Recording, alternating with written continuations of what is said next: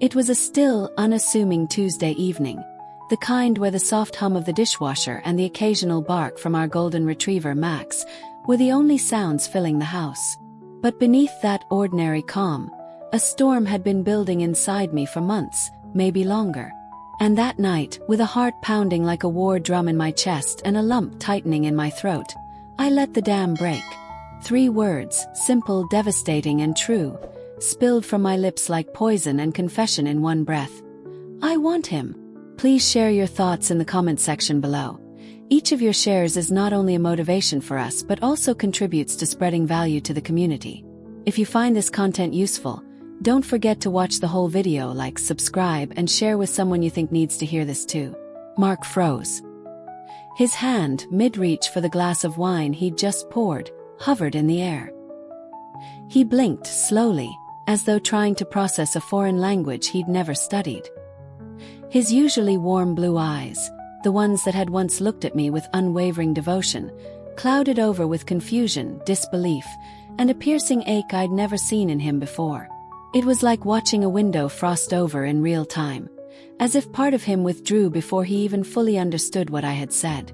I had just exposed the truth I'd been wrestling with alone in the quiet corners of my mind, a truth that both terrified and liberated me. I had been consumed by a longing I could no longer suppress, an attraction that felt both forbidden and irresistible. I wanted to be with a black man, not as a fleeting fantasy or a whispered curiosity, but as a raw, aching need that had burrowed deep into my soul. Mark and I had built a life together over the past 10 years, a picture-perfect suburban existence that others might have envied.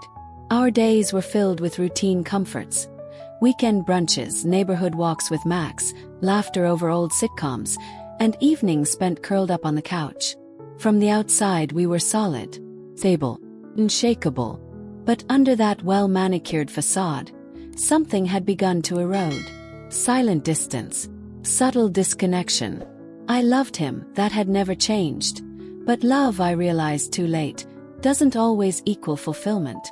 There had been a growing hollowness inside me, a sense that I was living a life only halfway mine. And until that night, I hadn't found the words to explain the emptiness I carried or the intensity of the desire that had taken root. But now it was out, irreversible and echoing in the heavy silence between us. Mark finally found his voice, but it came out broken, almost childlike in its pain. "What do you mean you want him?" he asked, his voice trembling, thick with disbelief, anger, and something deeper, betrayal. His knuckles whitened around the stem of his untouched wine glass. And in that fragile moment, I saw our marriage teetering on the edge of something I might never be able to take back. I drew in a shaky breath, struggling to hold myself together as my heart thudded relentlessly in my chest. My voice came out fragile, quivering with fear and honesty. "I mean, I want to know what it feels like to be with a black man. Just once. I need to experience it, Mark. I need to know what it's like, not just in my head, but in my body, in my soul." As soon as the words left my mouth, the silence in the room grew deafening. It wasn't the kind of silence that followed a lull in conversation. It was dense, suffocating, almost alive with tension. The air between us felt heavier than before, like something sacred had been cracked open. Mark didn't move. He didn't blink. He just stared at me, his face caught in a painful limbo between disbelief and devastation. His lips were parted slightly, but no words came. I could see the storm behind his eyes, a mixture of anguish, confusion, and something far more complicated, something he might not have even fully understood himself. It was the kind of stare that made me feel naked, exposed down to the marrow of my truth. And yet, beneath all the raw hurt, there was a flicker of something else in his expression. Not acceptance, no, not that, but maybe a strange kind of curiosity. Or a reluctant acknowledgement that I had been holding this secret too tightly for too long, and that letting it out was the only way I could still breathe. After what felt like an eternity, he finally spoke. His voice hoarse and barely more than a whisper. Are you serious?" The question didn't come from anger. It came from a place of stunned heartbreak, as if he was bracing himself against a wave that had already swallowed him whole. I nodded slowly, tears rising to the surface despite my best efforts to hold them back. "I'm so sorry, Mark," I said, the words catching in my throat like broken glass. "I never wanted to hurt you. That was never the intention. But I can't keep this buried inside me anymore. It's been tearing me apart. I need to face it. And I need you to understand that this isn't about you not being enough. It's about something I've carried for so long, something that won't leave me alone." He exhaled sharply and looked away, running a trembling hand through his thinning hair, the way he always did when overwhelmed. I braced myself for an explosion, for doors slamming, for accusations that would cut deep. I prepared to watch the man I loved break. But then, something unexpected happened. Mark looked back at me, and the pain in his eyes hadn't vanished. Far from it. But there was a calmness beginning to settle behind the storm. A quiet resignation, or maybe even a strange sort of strength. "Okay," he said softly. Just that one word. But in it was a world of emotion. Heartbreak, hesitation, maybe even love twisted into something unfamiliar. "If this is something you truly need, then I'll help you." I blinked, stunned, unsure if I'd heard him right. What do you mean you'll help me?" I asked, my voice cracking from disbelief. The floor seemed to shift beneath me as I waited for his answer, unsure of where this new path would lead us, only that nothing between us would ever be the same again. Mark turned away from me. His jaw clenched so tightly I could see the muscle twitch in his cheek. His voice, when it came, was low and restrained, like he was forcing the words through a wall of pain. "I mean, I'll find someone for you. Someone who can give you what you're looking for. But after this, after it happens, we never talk about it again. You understand me?" His tone wasn't angry exactly. It was tired, fractured. A man trying to hold himself together with fraying threads. I nodded, unable to speak as the weight of his words crashed over me. My chest felt tight, my heart hammering against my ribs like it was trying to break free. I was stunned not just by what he said but by the fact that he meant it. Mark, the man who had stood beside me through every joy and heartache for over a decade, was now willing to step into a role I never imagined he'd take on. The man who would help facilitate my most intimate taboo desire. A wave of gratitude welled up inside me, raw and unexpected. It humbled me, this act of sacrifice, because that's what it was, a sacrifice of comfort, of pride, of stability. And yet, beneath that gratitude, there was something darker and colder that clung to the edges of my heart. Dread.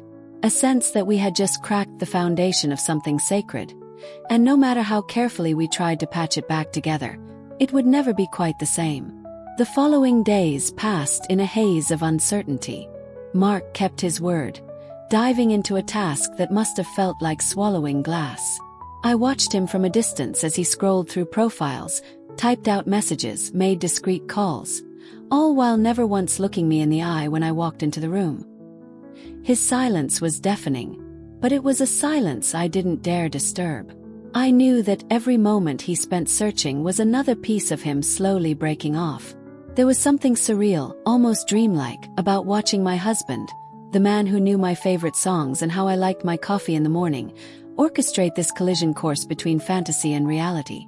It made my stomach twist with guilt. What kind of woman was I, that I could want something so badly it pushed him to the edge of himself? And yet, buried beneath the guilt was a quiet current of anticipation, dangerous and electrifying. My world was tilting, and I couldn't tell if it was exhilaration or fear that made it hard to breathe. Then one evening Mark came home. I heard the front door open and close with the same quiet click it always had, but something about it felt different. I turned to find him standing in the doorway of the living room. His face unreadable, neither angry nor resigned, just distant. "I found someone," he said simply. His voice like a stone dropped into a still pond. And just like that, the ground shifted beneath my feet. My heart skipped a beat, not from joy, but from a complex, tangled knot of anticipation and dread that twisted in my chest like a living thing. "Who is he?" I asked softly, the question trembling on my lips. Mark paused, and in that hesitation, I saw the war raging within him. His shoulders were tense, his eyes shadowed with doubt. It was as if part of him still hoped I would change my mind, call the whole thing off, return to the safer, simpler love we once shared. But he swallowed hard and answered. His name is Jamal. The way he said it, cautious, deliberate, made it sound almost sacred, as if saying the name aloud gave it power. He's exactly what you asked for. Confident, experienced, and willing. I've arranged for him to come over tomorrow night. The air seemed to leave the room in that moment. My emotions surged in all directions, a sudden rush of heat rising in my cheeks, followed by a wave of cold guilt that wrapped around my spine like ice. Excitement fluttered somewhere deep inside me, reckless and undeniable, but it was tangled with fear. Fear of what I was stepping into, fear of what I was risking. And beneath it all, there was something else. A sense of inevitability, like I was watching a story unfold that had already been written, and all I could do now was follow the script. "Thank you," I whispered, the words feeling too small, too fragile to carry the weight of what he had just done. "Thank you, Mark." But even as I said it, I knew it could never be enough. How do you thank someone for breaking their own heart to make space for your desire? He nodded stiffly, his gaze locking with mine for a fleeting second before drifting away. The warmth that had once lit up his eyes was gone, replaced by something distant. Not cold exactly, but detached, like he had wrapped himself in emotional armor just to survive the moment. "Just don't make me regret this, okay?" he said quietly, almost pleadingly, as if some part of him still needed reassurance that he hadn't completely lost me. "I won't," I said, the words rising quickly, reflexively. I wanted to believe them. I needed to believe them. But somewhere in the depths of my soul I knew. No matter how carefully we tried to navigate this, no matter how much love still lingered between us, there would be a before and an after. And after tomorrow night, nothing would ever be the same. The following evening, the air in our home felt thick and heavy, like a storm that had been gathering for days, finally on the verge of breaking. It wasn't the usual comfort of our space. The familiar warmth of the couch, the soft hum of the refrigerator, the gentle rustle of Max's tail against the floor. Everything seemed distant, distorted. Mark had been almost eerily quiet all day. His usual cheer, the spark of light in his eyes, was gone. In its place was an impenetrable silence, one that seemed to stretch across the room, thick and suffocating. I could see it in the way he moved, slow and careful, like he was treading on fragile ground, afraid to disturb the fragile peace we had left. My stomach churned with anxiety. The man who had once been so open, so full of warmth and laughter, now seemed like a stranger, wrapped in a cloak of stoic resolve. I could feel the weight of his internal battle pressing against me. Mark was struggling. I saw it in his clenched jaw, the occasional distant look that seemed to pull him miles away from me. He was torn between the promise he had made to me, the man he had chosen to be in our marriage, and the reality of what was about to happen. I could feel it, this tug of war in his chest, but despite everything, he had made a promise. And Mark was a man of his word. He wouldn't back out. Even though I knew it was tearing him apart, he would follow through. The thought of it made my heart ache with guilt, but there was no turning back now. I spent the day preparing, though in truth I wasn't entirely sure what I was preparing for. My hands moved automatically, cleaning the house with a frenetic energy, as though scrubbing away the dirt from the floors could somehow cleanse the emotional mess I felt inside. I wiped down surfaces again and again, as if a spotless living room could erase the chaos that was about to crash into our lives. Every motion felt mechanical, as though I were preparing for something far greater than just a man showing up at our door. I cooked dinner, even though neither of us had any real appetite. The smell of the food seemed to hang in the air like an unwelcome reminder of normalcy, a normalcy I was about to shatter. By the time the clock ticked toward 8 p.m., the house had never felt more foreign to me. Time seemed to stretch, every second dragging painfully as I waited for the inevitable. And then the doorbell rang. The sound sliced through the silence like a knife. It was exactly 8 p.m., the time Mark had arranged for Jamal's arrival.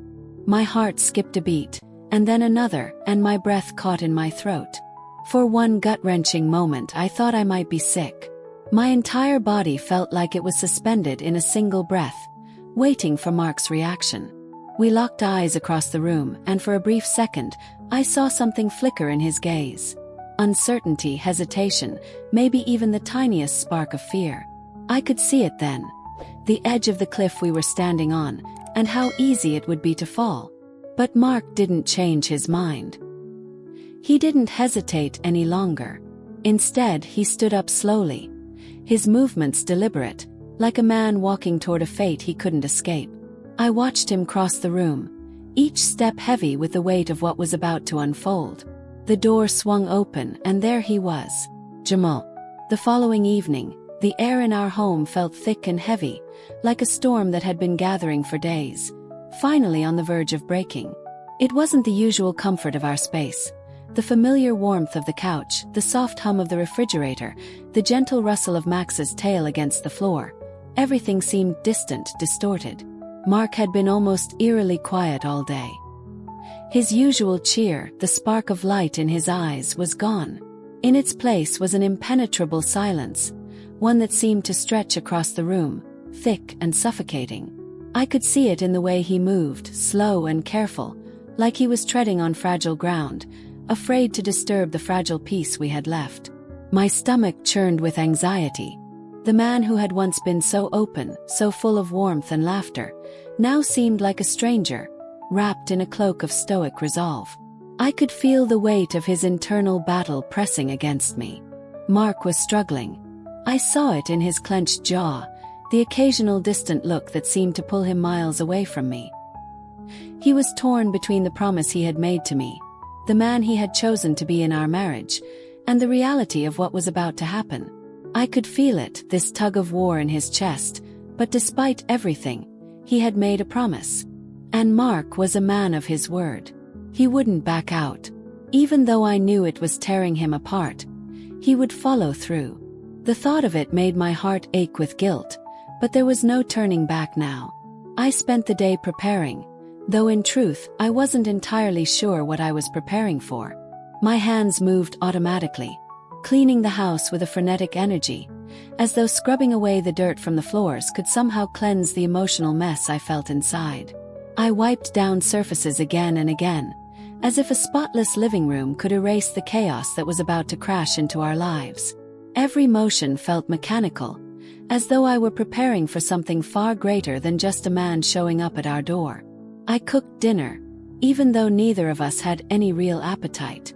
The smell of the food seemed to hang in the air like an unwelcome reminder of normalcy, a normalcy I was about to shatter. By the time the clock ticked toward 8 p.m., the house had never felt more foreign to me. Time seemed to stretch, every second dragging painfully as I waited for the inevitable. And then the doorbell rang. The sound sliced through the silence like a knife. It was exactly 8 p.m., the time Mark had arranged for Jamal's arrival. My heart skipped a beat, and then another, and my breath caught in my throat. For one gut-wrenching moment I thought I might be sick. My entire body felt like it was suspended in a single breath, waiting for Mark's reaction. We locked eyes across the room, and for a brief second, I saw something flicker in his gaze. Uncertainty, hesitation, maybe even the tiniest spark of fear. I could see it then. The edge of the cliff we were standing on, and how easy it would be to fall. But Mark didn't change his mind. He didn't hesitate any longer. Instead, he stood up slowly, his movements deliberate, like a man walking toward a fate he couldn't escape. I watched him cross the room, each step heavy with the weight of what was about to unfold. The door swung open, and there he was, Jamal. "You must be the lady of the house," Jamal said, his voice smooth and low, each word seeming to hang in the air with an intensity that made my pulse quicken.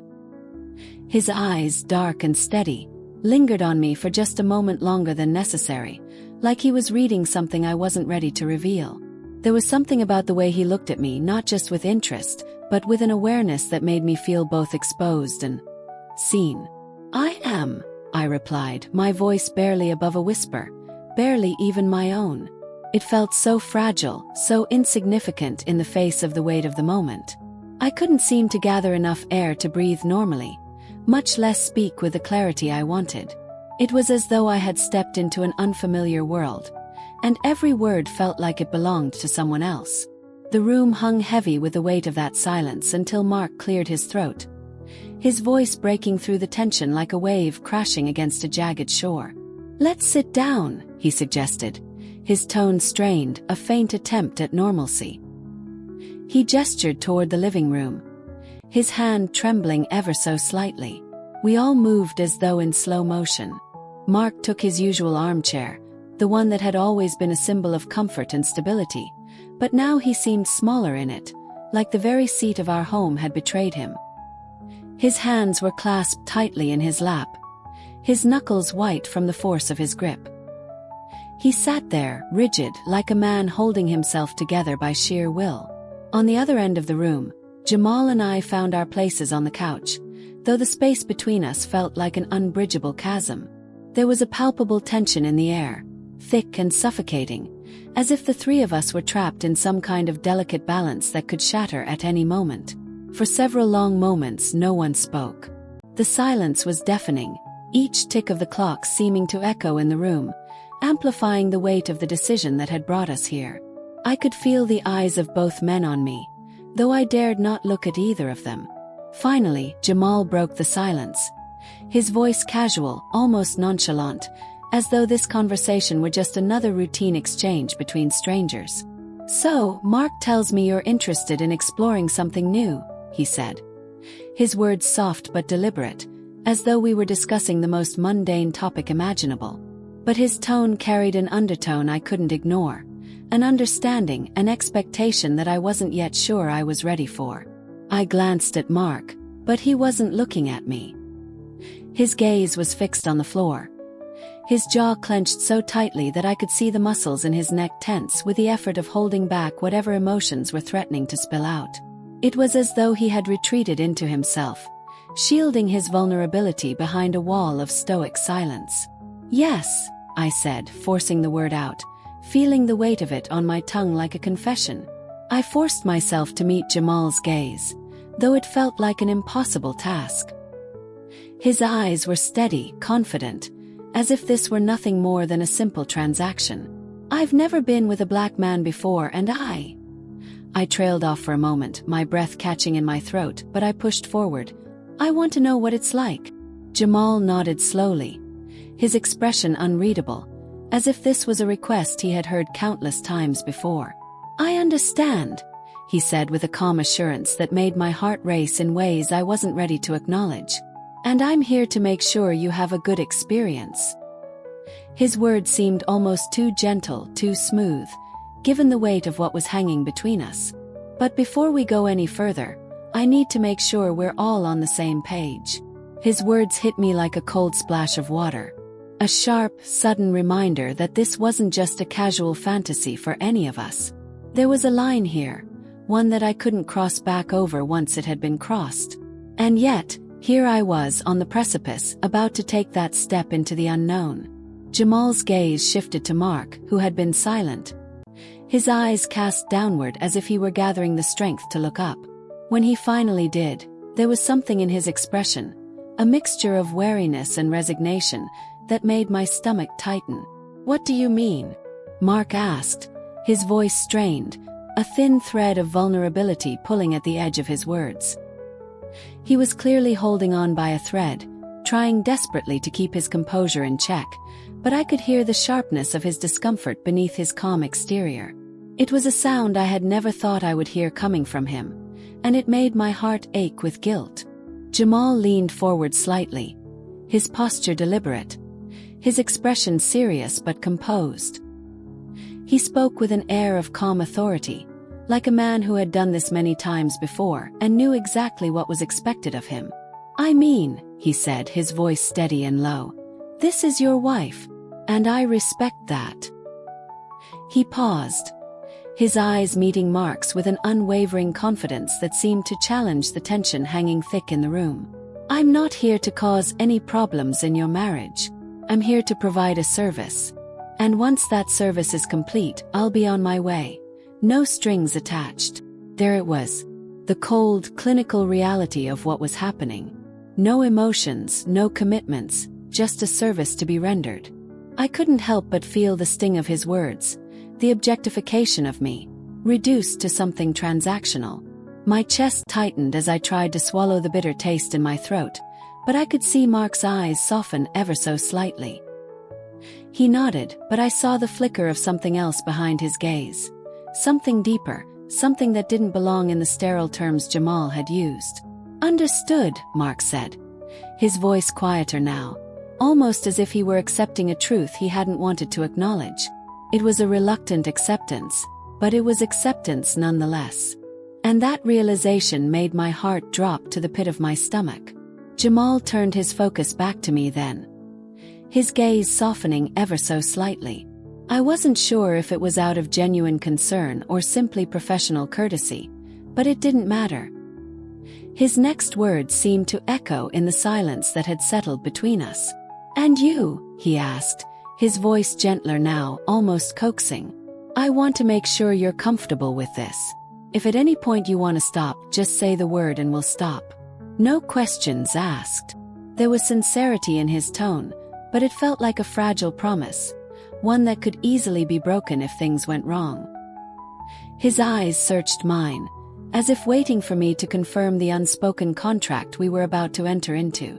I tried to speak, but my throat felt dry, constricted, like a lump of anxiety lodged somewhere deep inside me. I nodded, the motion so slight I wasn't sure if he saw it, but it was the best I could do.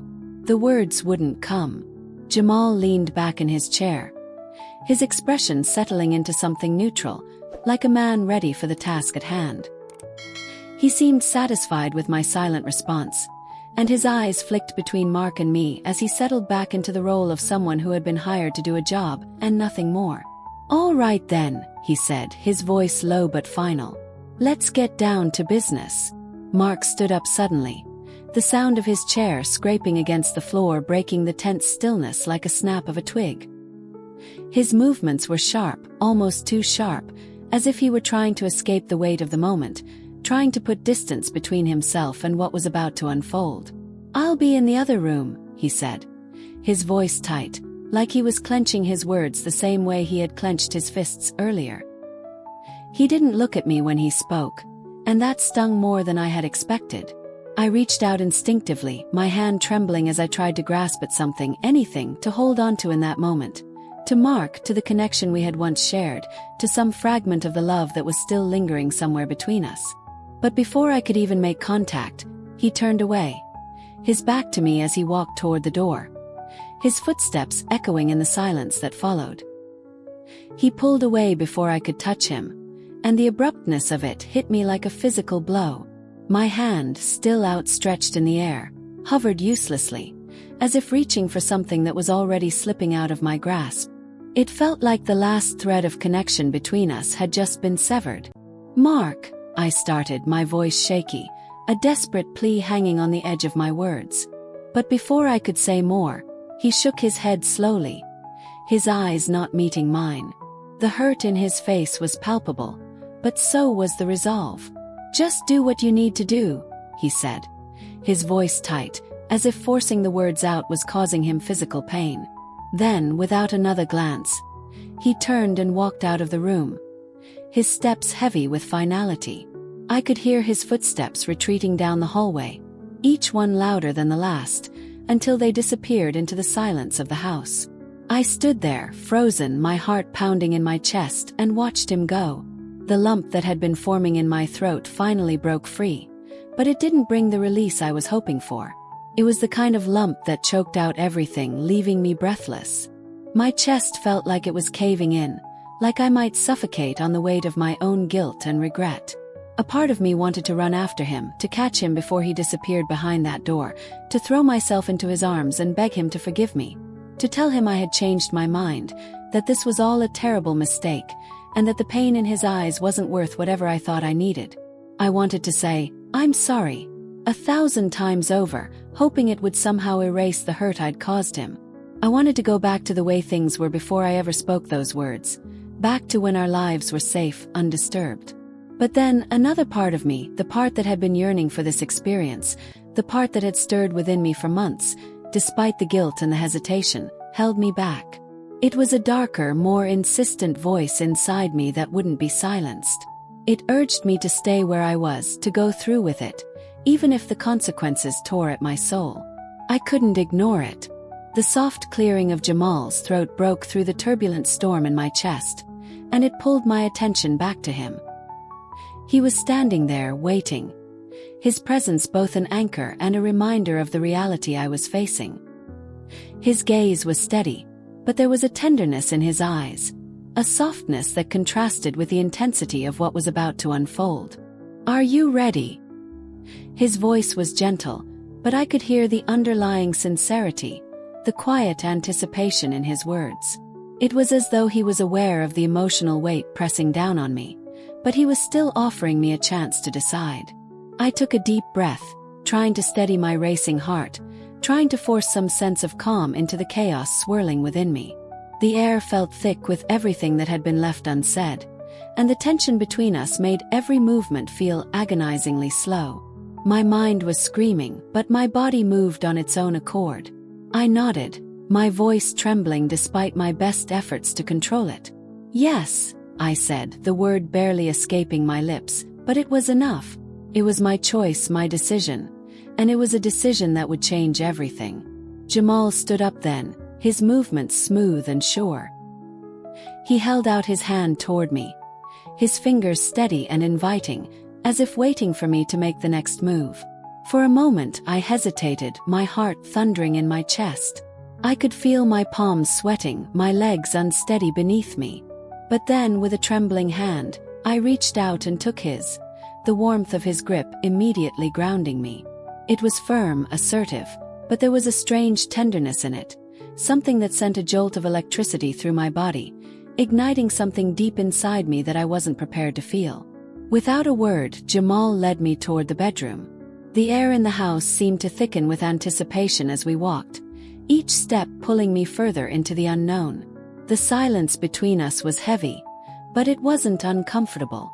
It felt like a kind of unspoken understanding, a shared moment before everything changed.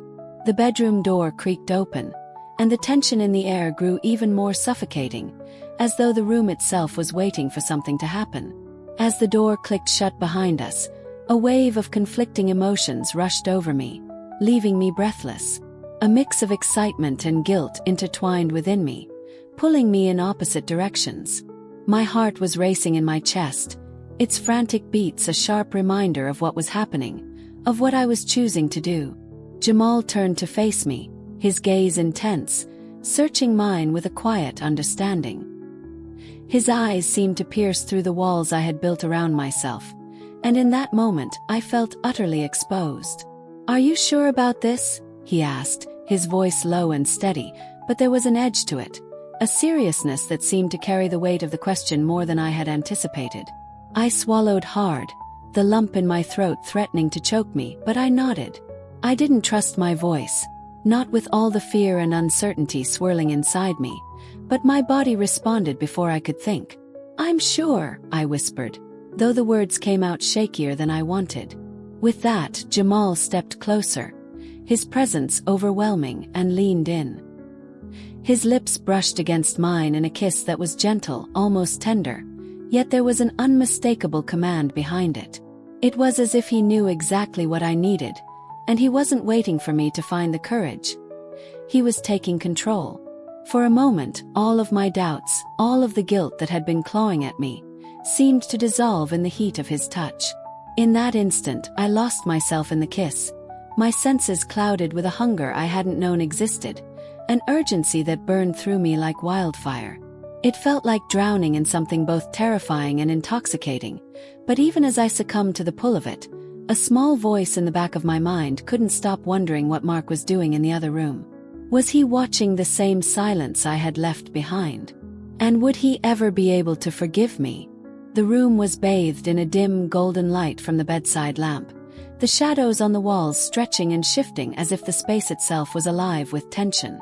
Jamal's presence seemed to fill every corner, radiating a kind of quiet confidence that made the air thick with anticipation. I stood there, barely able to steady myself, my pulse so loud in my ears it seemed to drown out everything else. My hands trembled, betraying the calm I was trying so desperately to project. With each breath, the weight of what was about to happen pressed down on me, heavy and inevitable, like a storm cloud on the verge of breaking. Jamal stepped closer, his gaze steady and unwavering, never leaving mine. "Relax," he murmured, his voice a soothing balm in the tension-laden air. "This is about you. Let me take care of you." His words were meant to calm me, but instead they tightened the knot of nerves in my stomach. I couldn't shake the nagging feeling that everything had already shifted beyond my control. My eyes flicked nervously to the closed door. Was Mark still here? Was he sitting alone in the living room, the silence of the house pressing in on him, trying to block out the sounds of everything I was about to do? Or had he left, unable to bear the weight of the situation, of the betrayal happening just a few feet away? Jamal noticed my unease and without a word, gently cupped my face in his hands, his touch grounding me. "Hey," he said softly, his voice warm. "If you're not ready, we can stop. This is your call." His kindness only deepened the turmoil inside me. I shook my head, forcing myself to focus on him, to silence the voice that kept asking what Mark would do, what I had done. "No," I whispered, the words escaping in a fragile breath. "I'm ready. I want this." Jamal studied me for a long moment, as though searching for any trace of doubt, before nodding in understanding. His lips met mine in a slow, deliberate kiss that seemed to burn away everything else. His hands slid down to my waist, pulling me closer, and the warmth of his body sent an unexpected surge of heat through me. As the kiss deepened, I felt an intense mix of emotions crash over me. Exhilaration, fear, guilt, and desire, all tangled together in a storm of conflicting sensations. My body responded instinctively, but my mind was a battlefield. I had dreamed of this moment, had imagined it countless times, but now that it was here, I wasn't sure if I was ready to face the consequences. Jamal must have sensed my hesitation, because he pulled back slightly, his eyes searching mine with a tenderness that only made my confusion worse. "You're thinking too much," he said with a small, reassuring smile. "Just feel." I nodded, forcing myself to push the chaos from my mind. He was right. I needed to stop analyzing, to stop second-guessing every move, and just experience this. Closing my eyes, I took a deep breath, letting myself focus on the feel of his hands on my skin, the heat of his body against mine. He kissed me again, this time with a hunger that was almost desperate. His lips urgent against mine as his hands began to roam over my body, caressing me like he was memorizing every inch. I felt myself melting into him, my earlier hesitations slipping away as raw desire surged through me, overtaking everything else. His touch was electric, a current of heat that shot through me, leaving a trail of shivers in its wake. His hands were confident, as though he knew exactly what to do to make me lose myself in him, and with every brush of his fingers, I found myself gasping for breath. When he finally undressed me, a strange mix of vulnerability and excitement twisted inside me. I felt exposed, yet completely alive, like the most intimate part of me was finally being seen. His gaze darkened, taking in the sight of me, and for a brief moment, I felt like I was the only woman in the world, desired, cherished, in a way I had never known before. But then he began to undress, and my breath caught in my throat. His body was everything I hadn't expected. Strong, defined, powerful in a way that made my own body feel small in comparison. Muscles rippled beneath his skin, each movement showing a grace and power that took my breath away. I couldn't tear my eyes away, my mouth going dry as I let myself take in the sight of him. He caught my gaze, a small, knowing smile tugging at the corner of his lips. "Like what you see?" he asked, his voice smooth, teasing, yet laced with something deeper, something almost possessive. I nodded, my mind too scrambled to form words, but my body responded, betraying the thoughts I couldn't speak. He stepped closer, his hands settling on my hips, his touch firm yet tender as he leaned down to kiss me again. This time, there was no hesitation in his movements, no lingering doubts. The intensity between us had shifted, an unspoken understanding passing between us. I wanted him, needed him, and in that moment I was ready to take that final step, to surrender to the pull between us. When he finally entered me, the sensation was overwhelming, like a rush of heat and pleasure that consumed every inch of me. It was unlike anything I had ever experienced. Deeper, more intimate, and intensely powerful. I gasped, my breath hitching as the feeling of him filled me completely. Every movement he made sent ripples of pleasure through my body, and I clung to him, my nails digging into his back as he moved with a rhythmic intensity that left me breathless, dizzy with desire. Each touch, each shift of his body was deliberate, designed to bring me pleasure, and for a fleeting moment, I felt completely untethered, my mind slipping away from me as my body responded to him in ways I hadn't thought possible. But even as my body surrendered to the rhythm, my mind struggled to let go. Flashes of Mark, the hurt in his eyes, the confusion that had clouded his face, kept breaking through like a dark shadow that refused to fade. I tried to push them away, to focus solely on the heat building between us, but the images of Mark lingered, a quiet, persistent weight in the back of my mind, casting a pall over the moment. Jamal must have sensed the shift in my energy because he slowed down, his movements becoming more deliberate, more grounding. His eyes locked onto mine, and for a moment, it felt as though time had stopped. "Stay with me," he said, his voice firm but gentle, like a plea and a command all at once. "This is your moment. Don't let anything take it away from you." His words sank deep, and I nodded, trying to push aside the guilt and the conflict, to allow myself to be fully present, to reclaim the intensity of the moment. I nodded, forcing myself to focus on him, pushing aside the swirl of emotions that threatened to overwhelm me. He was right. This was my moment, and I needed to embrace it, to fully surrender to the intensity of what had just happened. I closed my eyes, letting the sensations wash over me. Each touch, each breath, magnified as I allowed myself to truly feel, to fully immerse in the experience without reservation. When it was over, I lay there, my body trembling with a mixture of exhaustion and something else I couldn't name. The weight of what had transpired settled heavily on me, and I struggled to process the overwhelming flood of emotions. Pleasure, guilt, longing, and confusion all tangled together in a chaotic mess. Jamal stayed beside me, his body warm next to mine, his hand resting lightly on my stomach, a small anchor in the storm of my thoughts. We both lay in silence, trying to catch our breath, the quiet around us only broken by the soft, rhythmic tick of the air conditioner. After a few long moments, his voice broke through the stillness, gentle but probing. "How do you feel?" I hesitated, the question more complex than I could have anticipated. I thought about it for a moment, trying to find the words to express the mix of emotions swirling inside me. "I don't know," I admitted quietly, my voice tinged with uncertainty. "It was incredible, but I also feel this overwhelming guilt." He nodded slowly, his expression understanding. "That's normal," he said softly, his voice calm and reassuring.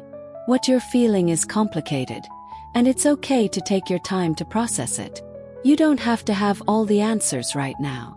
I turned to look at him, surprised by the quiet understanding in his eyes. "You're not upset?" I asked, my voice small, uncertain. He shook his head slowly, his gaze steady. "This is what I do," he said, his tone calm, almost reassuring. "I help people explore their desires, but I also understand it's not always easy. You're not the first to feel conflicted, and you won't be the last." His words were comforting in their own way, but they couldn't quite dissolve the gnawing knot of guilt in my stomach. Deep down, I knew the consequences of what I had done were inevitable, and I wasn't sure I was ready to face them, or even fully understand them. Jamal sat up and began to dress, his movements deliberate, unhurried. "I'll let you get some rest," he said as he fastened his shirt, his voice softer now. "If you need anything, just let me know." I nodded silently, watching as he walked toward the door. He paused before opening it, glancing back over his shoulder. "Take care of yourself," he said quietly. "And remember, this doesn't define you." With those final words, he was gone, leaving me alone in the silence of the room. I stayed there, frozen, my eyes fixed on the ceiling, my thoughts a whirlwind I couldn't grasp. The experience had been everything I'd imagined and more, but it had also left me feeling empty, as if a part of me had been taken, lost in the process.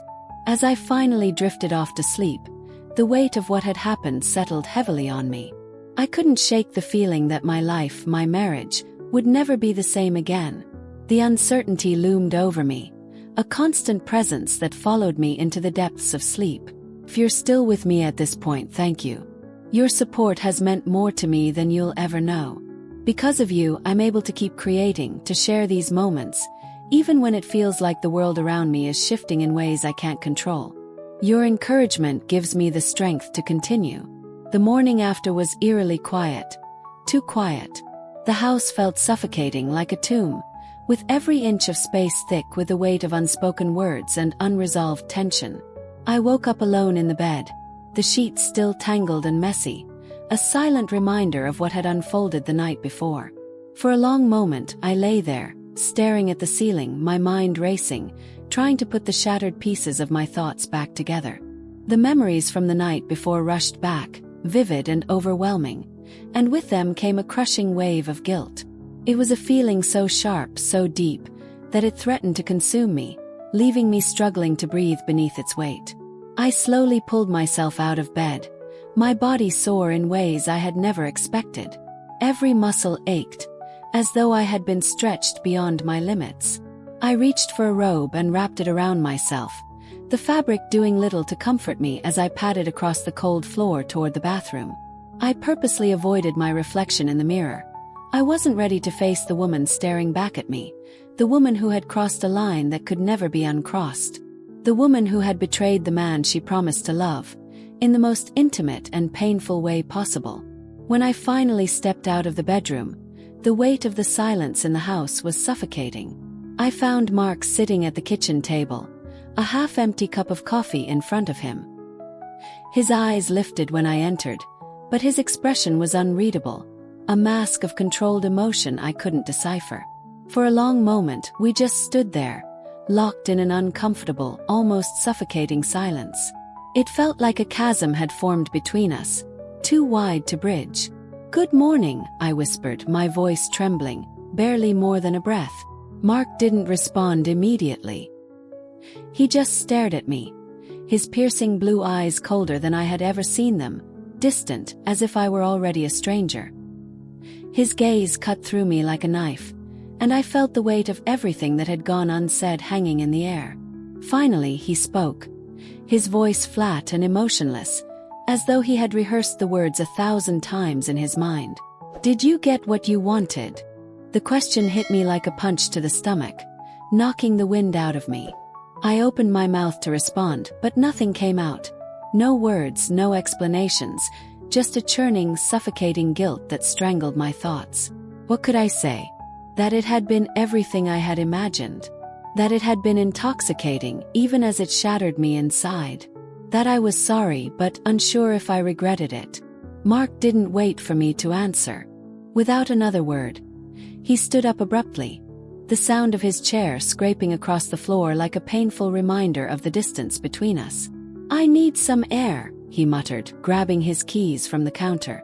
And just like that, he was gone, leaving me alone with the weight of my own choices, the silence of the house echoing louder than any words could. "Mark, wait," I called out, but he was already out the door, the sound of it slamming shut echoing in my chest.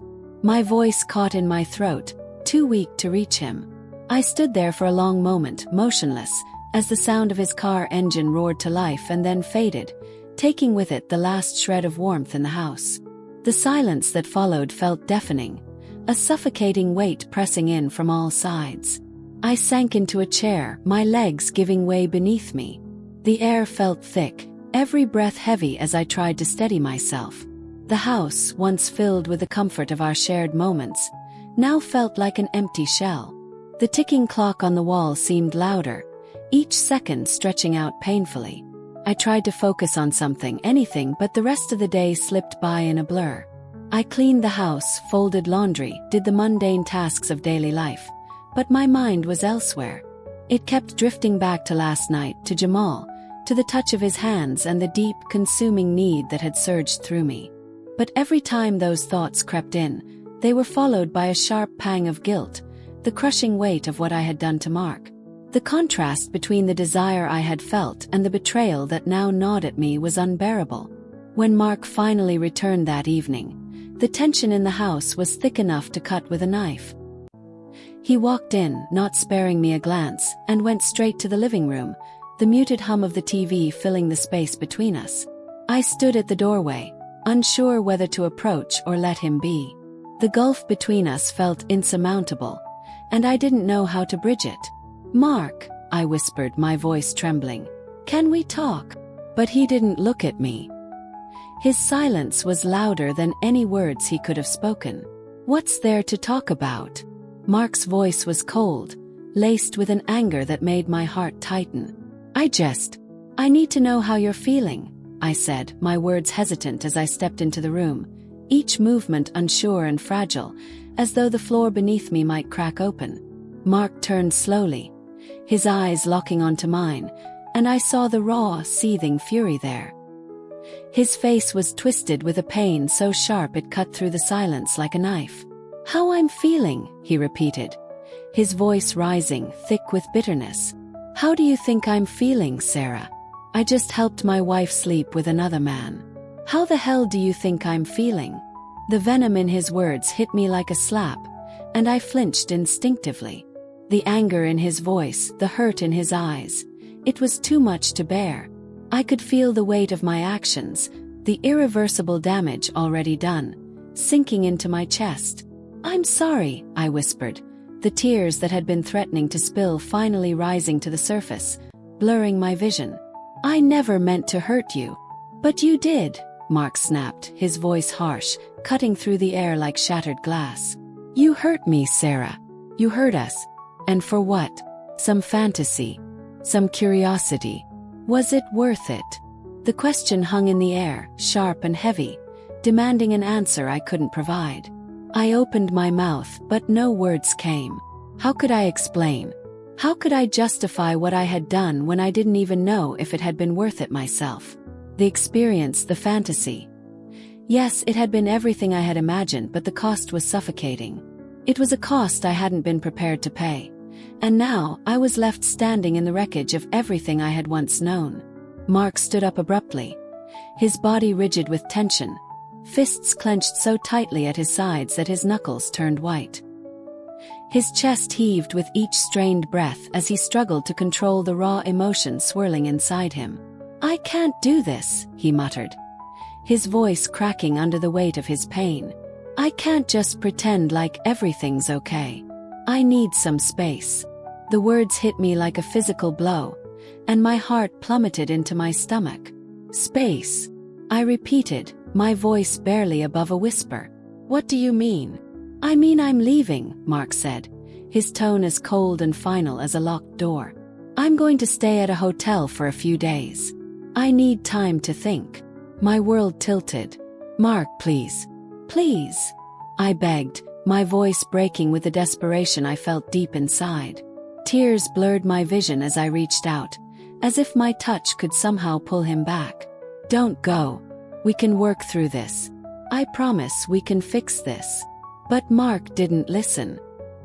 He walked away, his steps purposeful, his silence deafening. He opened the closet, pulled out his suitcase, and began tossing clothes into it without a second glance. The sound of fabric rustling in the silence felt like an endless echo in my ears. I stood frozen, helpless, unable to do anything but watch as he packed the life we had built together into that suitcase. Each item folded or stuffed in only deepened the chasm growing between us. "Mark," I whispered one last time, my voice trembling with the weight of 1,000 unsaid words.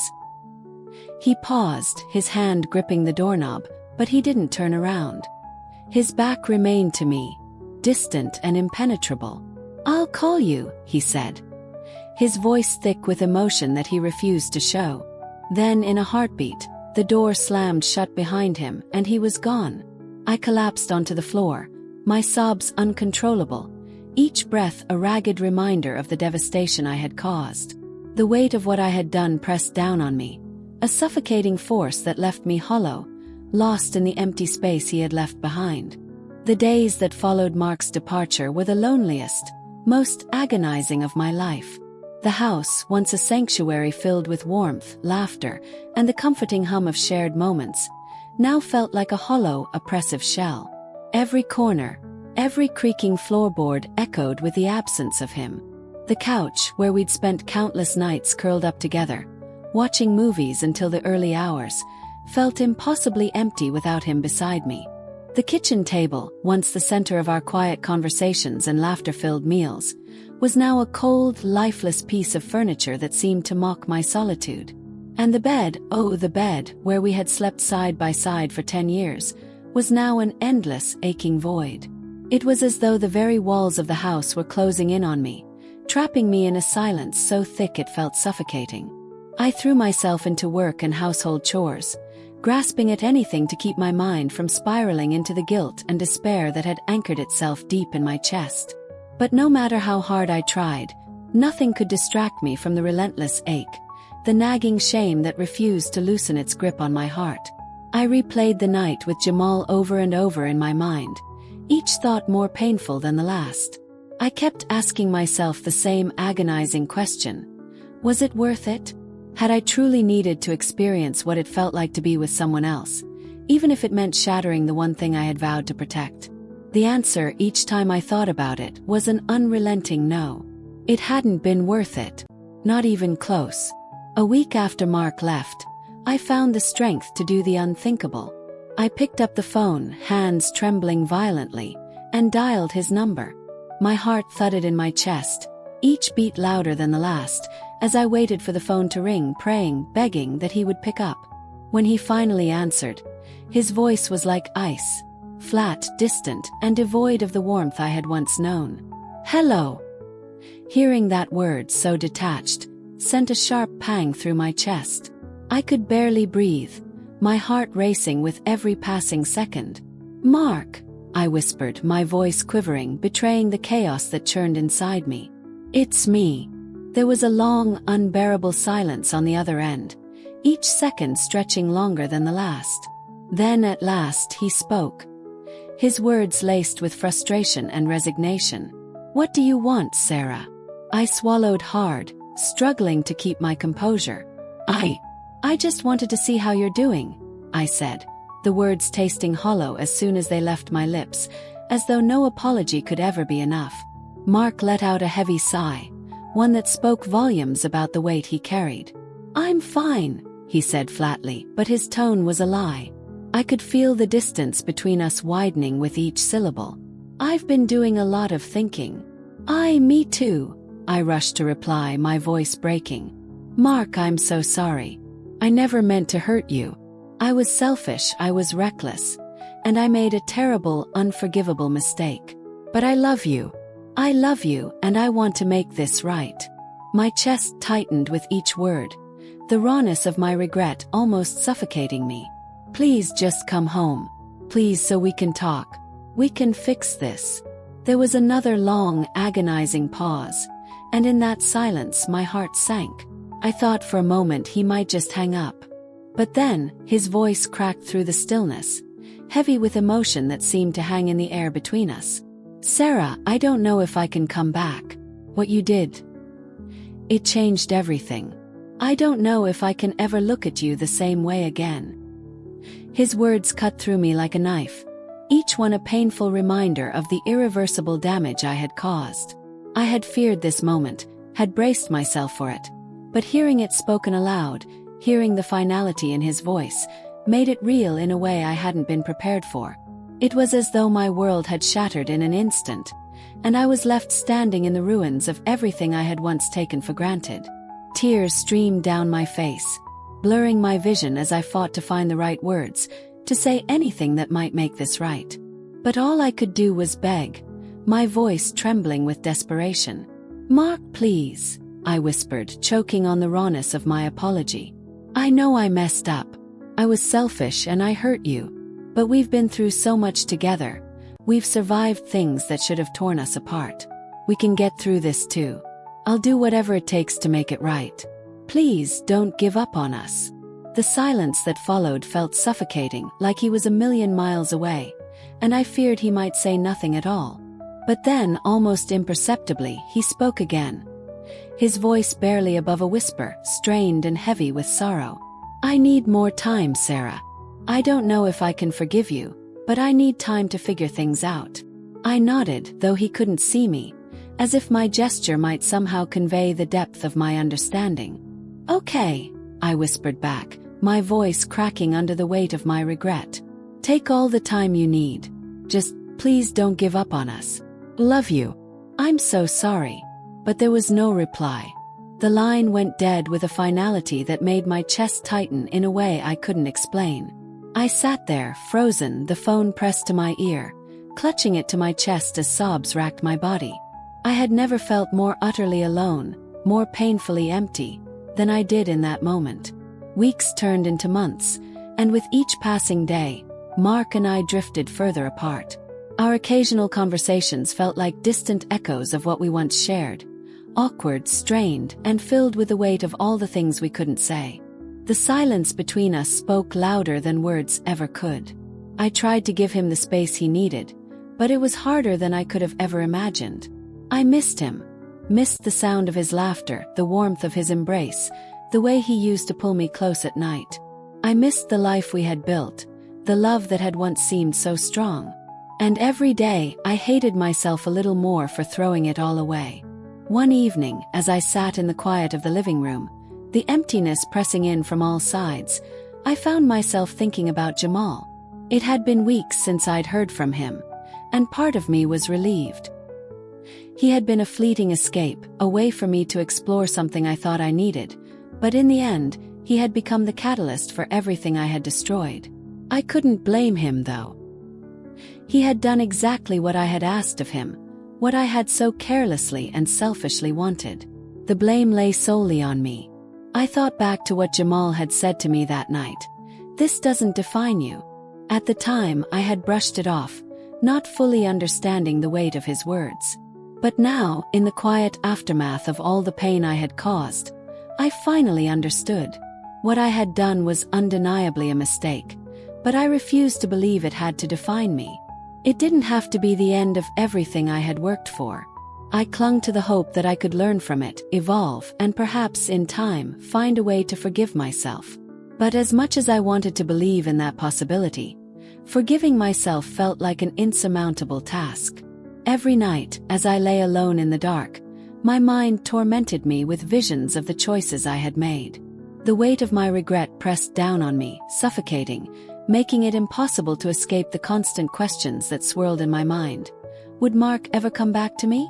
Was our marriage truly over, irreparably broken?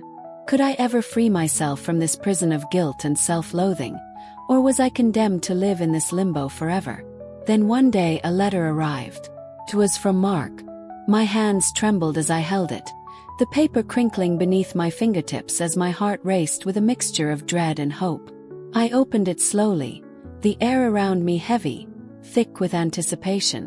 The letter was brief, but each word struck me like a blow to the chest.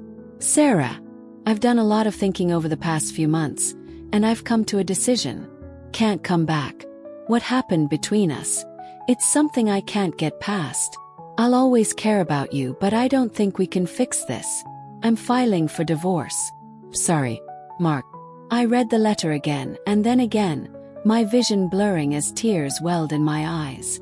The finality of it hit me like a wave, crashing down, pulling me under. It was over. The life I had dreamed of, the future I had imagined with Mark, it was all slipping away, crumbling into nothing. And it was my fault. The weight of that truth nearly shattered me. I sat there for what felt like hours, the letter still gripped tightly in my trembling hands, the weight of my regrets pressing down on me with suffocating intensity.